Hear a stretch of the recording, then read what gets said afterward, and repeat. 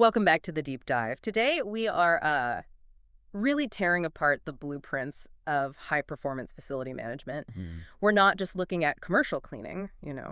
We are diving into the complex operations that keep these big multi-site facilities running optimally, efficiently, and, well, without things suddenly falling apart. Exactly. And our source material today, this detailed service catalog from MK8X MetroClean, it's perfect for this. Right. We're using their offerings almost like a case study, a detailed map, maybe. Yeah, a map to decode what really defines best-in-class facility management, no matter who the actual provider is. Okay. And what's interesting, I think, is looking at them as a model for operational optimization. How do you manage to be this nationwide partner, Right. That broad reach. but at the same time deliver that really specialized, granular care that, individual sites absolutely need? It's a real balancing act. Consistency is everything. Yeah, a logistical high wire act, as you say. And just before we get into the bigger strategy, let's just nail down the kind of rigor they're talking about. Okay. Because that operational seriousness, it pops up in this one, kind of surprising detail. Their promise includes 204/7 availability for emergency response. Which is critical, of course. But they even cite a specific 8-digit ID number for emergency service access. ID 2000-141853. Wow, that's specific. Yeah, that level of dedicated infrastructure, giving out an actual operational code like that, it tells you these sources are grounded in, operational reality, not just vague marketing promises. That's a good point. It signals the system is actually in place. Okay, so let's unpack the strategic mandate first. Right. Their core objective, they say, is enhancing operations and optimizing facility performance. And they use this term bespoke maintenance solutions. Right. Bespoke. So this isn't just basic outsourcing, is it? It sounds more like making maintenance actually drive the business forward somehow. Yeah, and if you connect that to the bigger picture, it signifies a really vital shift, I think. High-level facility management, it moves maintenance away from being just a reactive expense. Pay when something breaks. Yeah. Exactly. It moves it towards proactive capital asset protection. The whole strategy seems geared towards reducing downtime. Every service, really, is designed to keep the parts of the facility that make money running smoothly, seamlessly, efficiently. That really clarifies the investment angle. Okay, but here's the challenge I see.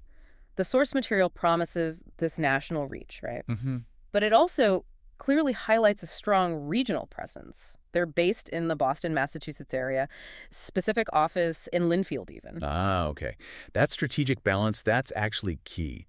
That's what separates basic outsourcing from, a true partnership. Oh, so? Well, the insight here is probably how they achieve standardization despite that regional route. They likely leverage deep local expertise, understanding Boston's building codes, the weather challenges, compliance stuff. Sure, Massachusetts has its own quirks. Right. And then they try to scale that same standard of execution nationwide. It's about process, not just location.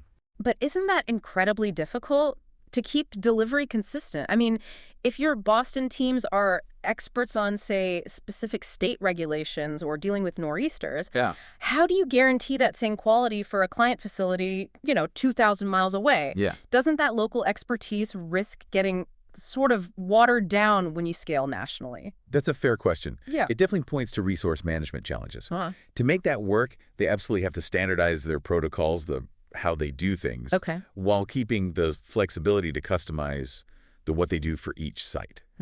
And that brings us right to their core offering, really. They can't just offer one single package. No, it has to be adaptable. Exactly. Yeah. They have to deliver on what we can sort of synthesize into these 3 specialized pillars. Pillars that go way beyond just basic cleaning. All right, let's break down that toolbox there. What are these 3 core pillars, these actions that deliver that kind of integrated performance? Okay, so pillar 1 is customization and janitorial solutions. Yeah. Think of this as the logistical nerve center. Right. The source confirms they provide tailored service plans, and these are designed specifically to meet the unique needs and schedules of each client facility, not just a generic plan. That idea of tailored service, that seems critical. It implies they're not just, sending a cleaning crew at 6 p.m. sharp.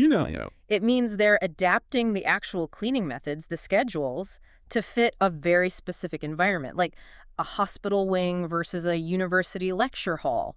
They're totally different. Totally different. It's about hyper-specific scheduling and protocol tailoring. Okay. And that adaptation of methods, that's what ensures efficiency on the ground. They're cleaning high-traffic retail floors versus, say, sensitive corporate server rooms. Very different requirements. Completely. Huh. The products, the equipment, even the sequence of tasks, it all has to change dramatically. That's where customization actually translates into operational efficiency. Makes sense. What's pillar 2? Pillar 2 focuses on appearance and longevity. This is where maintenance really crosses over into image management and, crucially, capital preservation. Okay, so we're talking about more than just like mopping floors here. Definitely. The source mentions expert floor care services, for instance. Right. That's specialized cleaning, polishing. It's designed not just to make things look good, but to enhance the longevity of the surfaces. Ah, longevity. So it's about protecting the asset itself. Precisely. When we talk about maintenance as image management, yeah, sure, it's about that first impression. The first 5 seconds a client or investor walks in. That feeling of quality. That immediate hit of quality and professionalism, exactly. But the longevity piece, that's the financial safeguard. Specialized care helps prevent replacing surfaces too early. So you invest a bit more in expert care now. And you delay a huge capital expense on, say, new flooring later on. It's smart money. Okay. And pillar 3? Pillar 3, eco-friendly programs, green cleaning. This isn't just, a nice-to-have marketing trend anymore. No, it feels almost mandatory now, especially with employee health concerns and corporate sustainability goals. Right. Their green cleaning programs emphasize eco-friendly services, green products, green methods. Now, the conversation here gets a bit complex because green products often do have a higher upfront cost. Right. Yeah. So is it purely about reducing environmental impact, or are we seeing like a shift driven by other pressures? That's the real challenge, isn't it? The source highlights the benefit, a healthy environment for staff, for customers. Okay, great. But for a facility manager making budget decisions, the deep dive question is, does that investment in green products actually give a measurable return? Maybe through, I don't know, reduced sick days, or avoiding potential lawsuits related to indoor air quality from harsh chemicals. It's a trade-off analysis. Exactly, Yeah. a trade-off that savvy management has to weigh carefully. And I think the answer is increasingly yes. High-quality green initiatives, they often reduce volatility, they reduce long-term risk, they basically mitigate headaches down the road. Okay, that makes sense. Fewer headaches later. So we've covered cleanliness and preservation. But now, moving past just keeping things pristine, true facility efficiency, it needs a comprehensive safety net. Right. One that focuses on the building's actual critical infrastructure. I mean, spotless building can still fail, right? Structurally, electrically, environmentally. Sure. Looks great, but the AC is dead. Exactly. Yeah. So we need to look at the safety net they build around the actual infrastructure. And this is where we see that shift into what they call comprehensive building maintenance. It's a pretty detailed list of specialized care they offer. Yeah, things like routine upkeep and repairs. That's the baseline. Okay. But critically, they include systems that are huge drivers of efficiency and safety if you neglect them. They specifically call out HVAC maintenance. Ah, HVAC. Yeah, that's huge. And this is way more than just, swapping out a filter. Expert HVAC maintenance means checking coil cleanliness, making sure refrigerant levels are right, calibrating complex controls. Technical stuff. Very technical. And it directly impacts energy consumption. And energy is often the single biggest utility expense for a commercial building. So expert HVAC maintenance isn't just about comfort. It's basically a direct investment in lowering the electricity bill. Absolutely.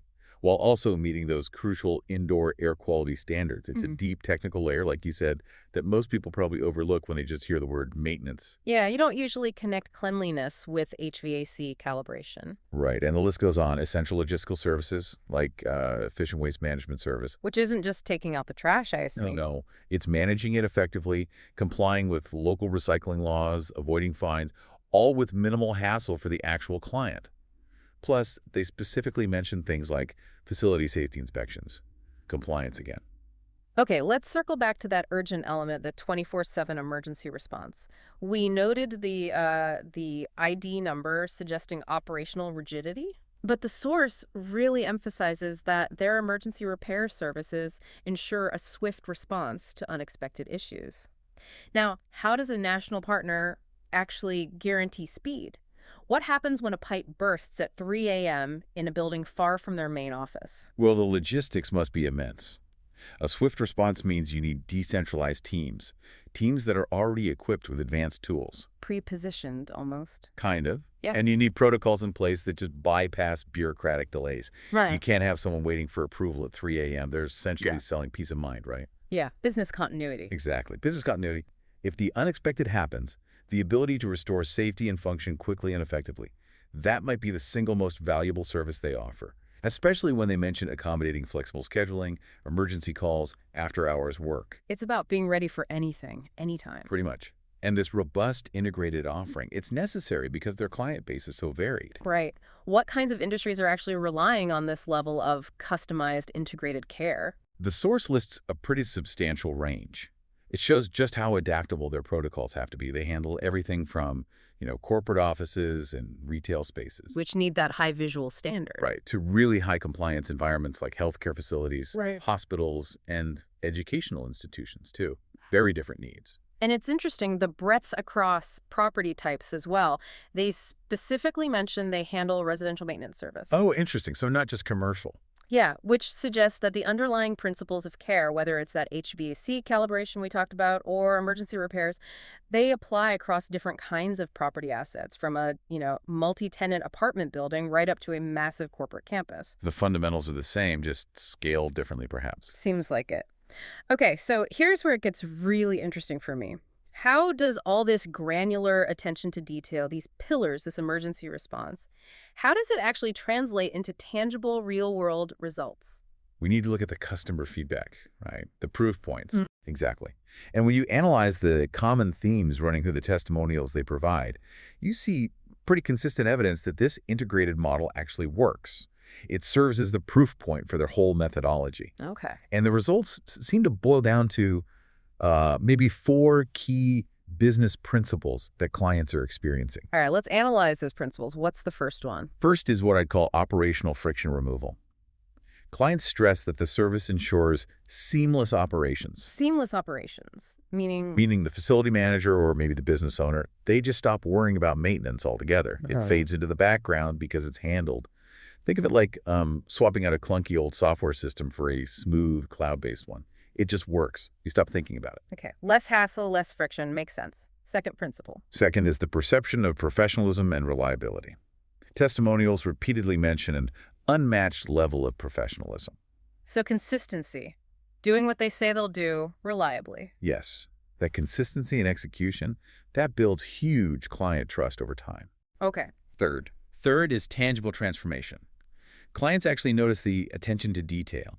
One quote says, the services transform their facility into a pristine, efficient environment. So that connects directly back to that pillar 2 we discussed, appearance and longevity. Yeah. They see the difference. They see it and they feel it. It confirms that part of the strategy works. And the final one sounds like the overall strategic impact. Exactly. Exceeded expectations.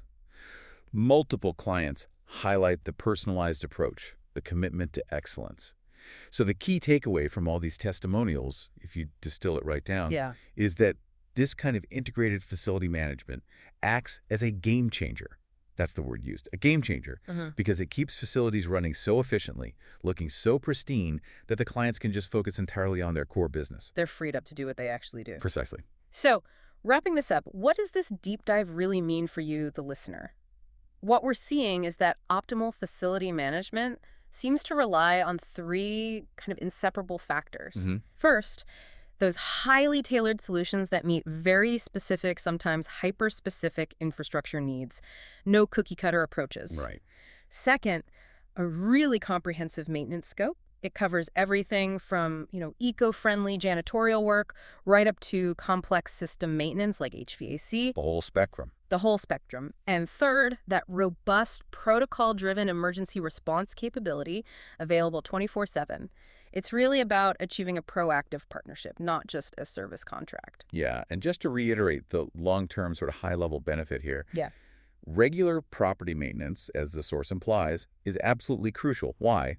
Because it ensures the facility's longevity. It prevents those catastrophic, super costly repairs that inevitably happen when systems fail unexpectedly. It's the definition of preventative investment. Exactly. It's preventive knowledge protecting your most valuable physical assets. Simple as that. Okay, so building on that idea of prevention and something the source material specifically notes, regular property maintenance also improves energy efficiency. Right. We touched on that with HVAC. We did. So, for a facility manager or a business owner out there thinking about their long-term budget, their energy footprint, this raises, I think, a really important provocative thought for you to consider. What small routine maintenance tasks, the ones that often get overlooked, maybe sealing minor air leaks around windows or cleaning out HVAC drain pans regularly, which of those seemingly small tasks actually have the largest cumulative impact on a building's overall energy footprint over time? That's the kind of strategic cost-benefit thinking that really defines a truly efficient operation. Something to chew on.